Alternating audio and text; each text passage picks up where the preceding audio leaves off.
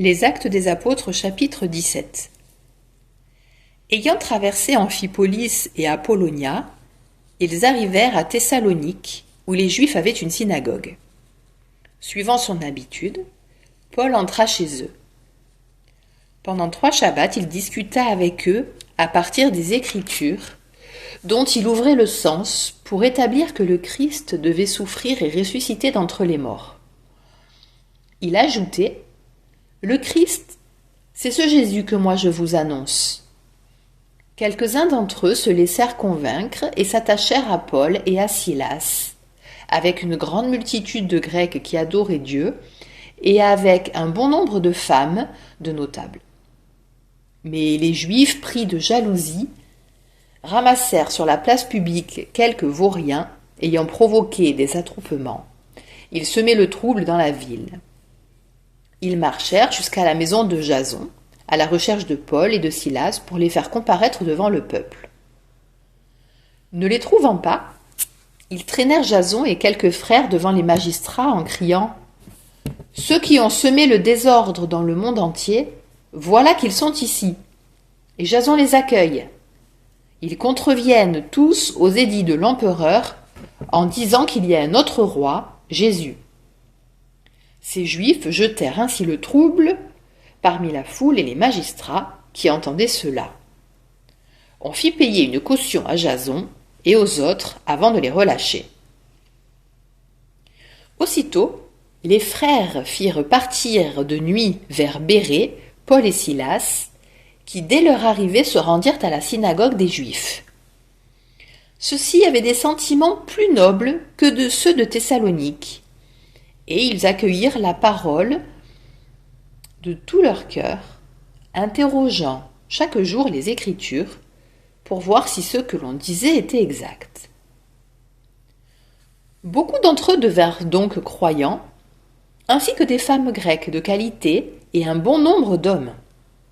Mais quand les Juifs de Thessalonique apprirent qu'à Bérée aussi la parole de Dieu était annoncée par Paul, ils vinrent là encore bouleverser les foules et jeter le trouble. Alors, aussitôt, les frères firent partir Paul pour qu'il poursuive sa route jusqu'à la mer, tandis que Silas et Timothée restaient là.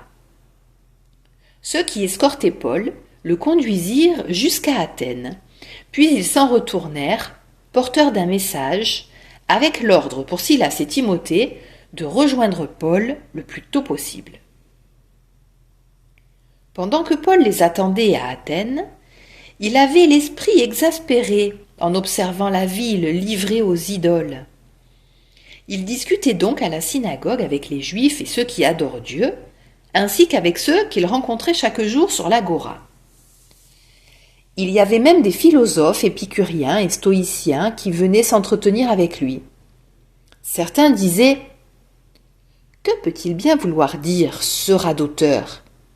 Et d'autres: « On dirait un prêcheur de divinités étrangères. » Ils disaient cela parce que Paul se faisait le messager de Jésus et de résurrection.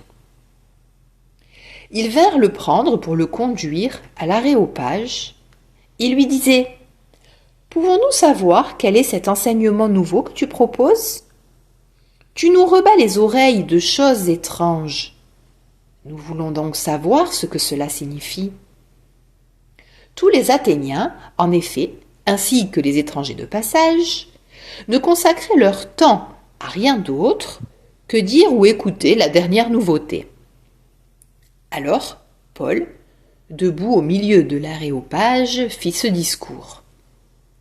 « Athéniens, je peux observer que vous êtes, en toutes choses, des hommes particulièrement religieux. En effet, en me promenant et en observant vos monuments sacrés, j'ai même trouvé un autel avec cette inscription « Au Dieu inconnu ». Or, ce que vous vénérez sans le connaître, voilà ce que moi, je viens vous annoncer. Le Dieu qui a fait le monde et tout ce qu'il contient, lui qui est Seigneur du ciel et de la terre, n'habite pas des sanctuaires faits de mains d'hommes. Il n'est pas non plus servi par des mains humaines, comme s'il avait besoin de quoi que ce soit. Lui qui donne à tous la vie, le souffle et tout le nécessaire. À partir d'un seul homme, il a fait tous les peuples pour qu'ils habitent sur toute la surface de la terre, fixant les moments de leur histoire et les limites de leur habitat. Dieu les a faits pour qu'ils le cherchent, et si possible l'atteignent et le trouvent, lui qui, en fait, n'est pas loin de chacun de nous. Car c'est en lui que nous avons la vie, le mouvement et l'être. Ainsi l'ont également dit certains de vos poètes. Nous sommes de sa descendance. Si donc nous sommes de la descendance de Dieu, nous ne devons pas penser que la divinité est pareille à une statue d'or, d'argent ou de pierre sculptée par l'art et l'imagination de l'homme. Et voici que Dieu, sans tenir compte des temps où les hommes l'ont ignoré, leur enjoint maintenant de se convertir, tous et partout. En effet, il a fixé le jour où il va juger la terre avec justice, par un homme qu'il a établi pour cela, quand il l'a accrédité auprès de tous en le ressuscitant d'entre les morts. Quand ils entendirent parler de résurrection des morts, les uns se moquaient et les autres déclarèrent « Là-dessus, nous t'écouterons une autre fois. » C'est ainsi que Paul, se retirant du milieu d'eux, s'en alla. Cependant, quelques hommes s'attachèrent à lui et devinrent croyants. Parmi eux, il y avait Denis, membre de l'Aréopage, et une femme nommée Damaris, ainsi que d'autres avec eux.